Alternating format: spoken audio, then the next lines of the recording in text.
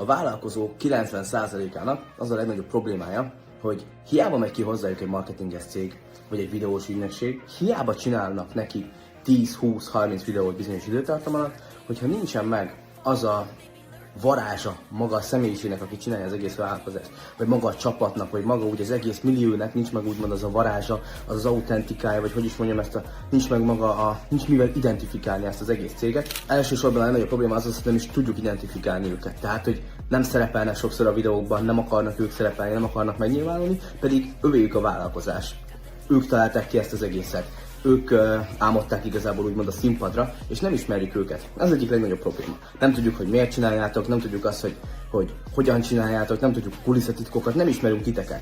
És ez az egyik legnagyobb probléma jelenleg a marketinges piacon. A vállalkozók nem akarják felvállalni az arcukat a social médiában. Jó, most már átmegy egy olyan hullám, meg már több hullám is átment, ahol igazából már rájöttek arra, hogy muszáj videózni, és oda kell állni, és szerepelni kell. És hiába menjünk egy ügyfélhez, hogyha nem ők szerepelnek, vagy nem egy olyan ember szerep, akivel utána lehet majd identifikálni az adott céget, akkor sajnos veszettük. Hiába találunk ki jó ajánlatokat, hiába hirdetjük, hiába jár organikusan jó elérés, nem fogják tudni kivel azonosítani. Nem véletlen, hogy például a rappereknél is kell egy image, vagy például egy cégnél is kell egy arc, vagy a csapatnak is van egy kapala figurája. Tehát, hogy ez egy alap dolog a marketingben, és nem csak a marketingben, hanem az alapkommunikációban, a PR-ban, hogy ismerniük kell téged. Szóval nem kell egy profi marketing ügynökség feltétlen, hogyha a nulláról kezded, vagy egy olyan stádiumban vagy a vállalkozásodnak, ahol még nem tudsz fetszölni arra pénzt, hogy a marketing ügynökség foglalkozzon a te kommunikációddal és marketingeddel, akkor egyszerűen kezd el, ismerjenek meg téged, hidd el, hogy lesz olyan videó, amelyet majd felkap az algoritmus, és szállj egy napi 15-20 percet arra, hogy kitaláld és felvedd ezt az egy videót. Ez sima jó telefonnal is fel lehet ezeket venni, mikrofon nélkül. Mint lásd például ez a videó is,